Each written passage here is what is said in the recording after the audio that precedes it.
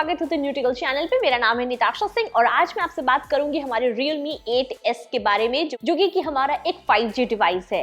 इस डिवाइस का 6GB 128GB वाला वेरिएंट हमारा 18,000 रुपए के प्राइस में आता है और ये है मेरा रिटेल यूनिट। ये जो हमारा 15 से 20,000 रुपए का बजट होता है, ये बहुत ही पॉपुलर सेगमेंट है, एकदम तगड़ी वाली सेगमेंट है जिसमें सबसे ज्यादा कॉम्पिटिशन होता है। तो मैं आपको बताती हूँ इस डिवाइस में हमें क्या क्या मिलता है, कैसा ये रहेगा फोन, और इसके साथ इसके अलावा आपको और कौन कौन सी ऑप्शंस मिल जाती हैं। तो फटाफट से करते हैं वीडियो को स्टार्ट। सबसे पहले अगर बात करूं मैं डिजाइन के बारे में, तो यहाँ पे डिवाइस को अनबॉक्स करते ही मेरा थोड़ा सा मूड ऑफ हो गया, क्योंकि जैसे ही मैंने डिवाइस को अनबॉक्स करके बाहर टेबल पे रखा, इसके ऊपर मेरा एक स्क्रैच भी आ गया। इस डिवाइस के अंदर आपको प्लास्टिक बॉडी मिलती है प्लास्टिक फ्रेमिंग के साथ, जिसके अंदर आपको डिवाइस के अंदर प्रीमियम फील तो नहीं आएगी, ना ही ऐसा सॉलिड लगेगा, लेकिन इसके बैक साइड में आपको काफी ज्यादा स्क्रैचेस से इसको बचा के रखना पड़ेगा। बेटर रहेगा कि जो कवर आपको मिलता है वो लगा के ही रखें ताकि डिवाइस आपका बच जाए, क्योंकि एक दो स्क्रैचेस ही पड़े अभी मेरे डिवाइस पे और उसी से इसकी लुक खराब सी लग रही है। तो अगर ज्यादा स्क्रैचेस पड़ जाएंगे तो बिल्कुल बुरा सा लगेगा डिवाइस।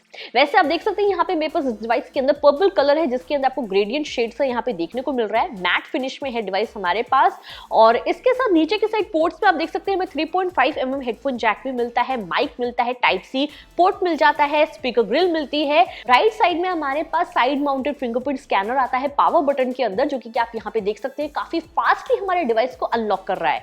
इसके साथ ऊपर की साइड हमारे पास सेकेंडरी माइक है, और लेफ्ट साइड में आप यहाँ पे देख सकते हैं कि हमें जो सिम ट्रे मिलती है उसके अंदर हमें कोई भी वाटर सीलिंग देखने को नहीं मिलती। हालांकि वैसे आप इस डिवाइस के अंदर अपने 2 सिम कार्ड के साथ अपना एक मेमोरी कार्ड भी डाल सकते हैं, और आपको इस डिवाइस के अंदर जो 5G सपोर्ट मिलता है वो हमारे 7 बैंड्स में मिलता है। तो ये चीज भी हमारे डिवाइस की बढ़िया हो गई। इसके साथ आपको नीचे की साइड वॉल्यूम रॉकर्स मिल जाते हैं। बैक साइड में हमारा कैमरा सेटअप है, जिसमें आपको 4 कैमरा जैसी लुक मिल रही है, लेकिन यहाँ पे हमारे ट्रिपल कैमरा सेटअप आपको मिलता है।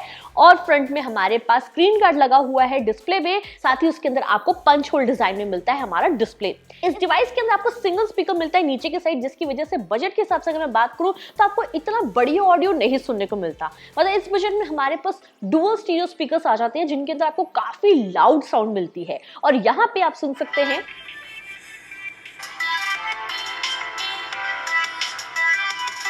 इतना बढ़िया नहीं लगेगा आपको म्यूजिक सुनने में, मतलब मूवीज देखते हैं तब भी इतनी बढ़िया साउंड यहाँ पे नहीं मिल रही। इसके अलावा डिवाइस हमारा सिर्फ 194 ग्राम्स का है, तो इसकी इजीली आप एक हाथ से होल्ड करके यूज कर सकते हैं, उसमें तो कोई दिक्कत नहीं है। इसके अलावा डिवाइस के डिस्प्ले के अंदर यहाँ पे मुझे ज्यादा मजा नहीं आया। 6.5 इंच का LCD पैनल डिस्प्ले, जिसके अंदर आपको फुल HD प्लस रेजोल्यूशन मिलती है और 90 हर्ट्ज का रिफ्रेश रेट मिलता है। अब ये जो हमारा डिस्प्ले है, एक्चुअल में अगर हम देखें तो आज के डेट में इस बजट के अंदर हमें एमोलेड डिस्प्ले ही मिलना चाहिए था, जिसके अंदर आपको ज्यादा बढ़िया कलर्स मिलते हैं, ज्यादा अच्छी ब्राइटनेस मिलती है, मतलब सनलाइट में यूज करने में बढ़िया रहता डिवाइस। उस हिसाब से LCD पैनल में इतना मजा आपको यहाँ पे नहीं आएगा।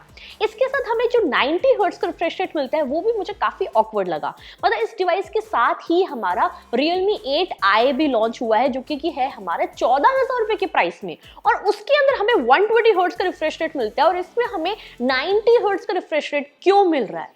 मतलब ये तो बहुत ही अजीब सी बात हो गई। कम बजट में आप अच्छा वाला हमें डिस्प्ले दे रहे हो और ज्यादा बजट के अंदर अच्छा नहीं दे रहे हो।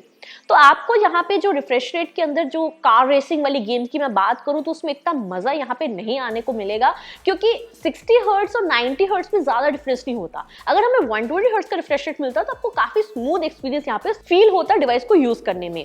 इसके अलावा वैसे देखा जाए तो मुझे लगता है जैसे रेडमी के हमारे रेडमी नोट 10 प्रो मैक्स के अंदर हमें सुपर एमोलेड डिस्प्ले मिल रहा है 120 हर्ट्ज के रिफ्रेश रेट के साथ, वो ज्यादा बेटर है। मतलब आज के डेट में अगर आप डिवाइस लेते हैं तो आपको एमोलेड डिस्प्ले वाले ही डिवाइसेस लेने चाहिए, जिसके अंदर आप ज्यादा अच्छे से मूवीज को, वीडियोस को, कंटेंट को एंजॉय कर सके। LCD के साथ तो मजा नहीं आता इतना।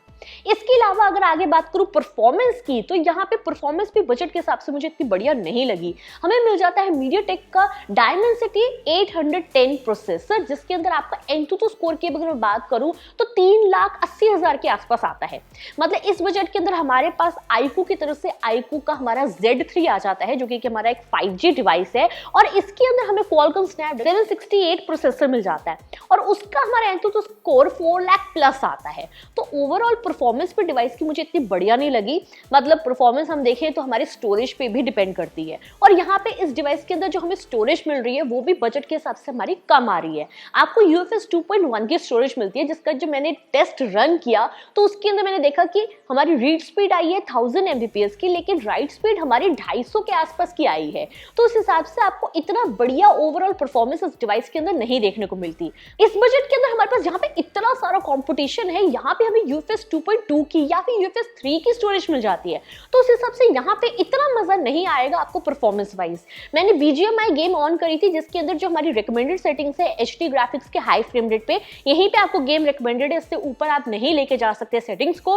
और इसमें भी अभी मुझे इतना ज्यादा मजा नहीं आया, क्योंकि डिस्प्ले वाइज में बात करूं, ऑडियो आउटपुट की बात करूं या परफॉर्मेंस की बात करूं, तो डिवाइस हमारा उतना मजेदार नहीं लगा।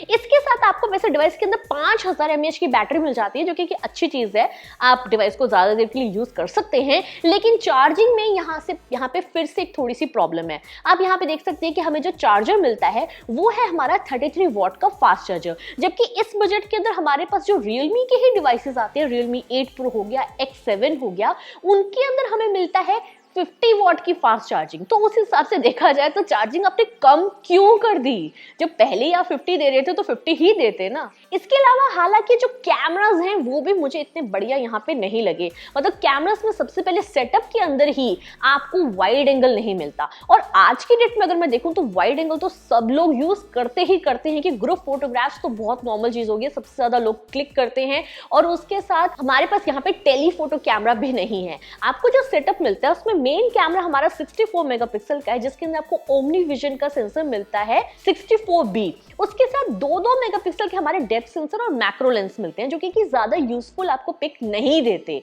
इसके अलावा 16 मेगापिक्सल का हमारा सेल्फी कैमरा है, जिसके अंदर आपको सैमसंग का सेंसर मिलता है।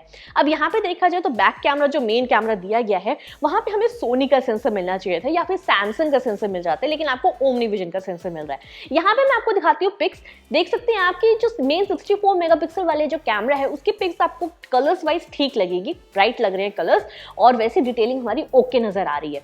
लेकिन इसके अलावा आपको वाइड एंगल पे तो पिक नहीं मिली, लेकिन जो हमारा डेप्थ सेंसर है उसके अंदर आप देख सकते हैं कि आपकी जो पिक है उसके कलर्स हमारे काफी डल लग रहे हैं। पिक एकदम डार्क सी डल सी नजर आ रही है, और आपको एज डिटेक्शन भी अच्छा यहाँ पे देखने को नहीं मिलता।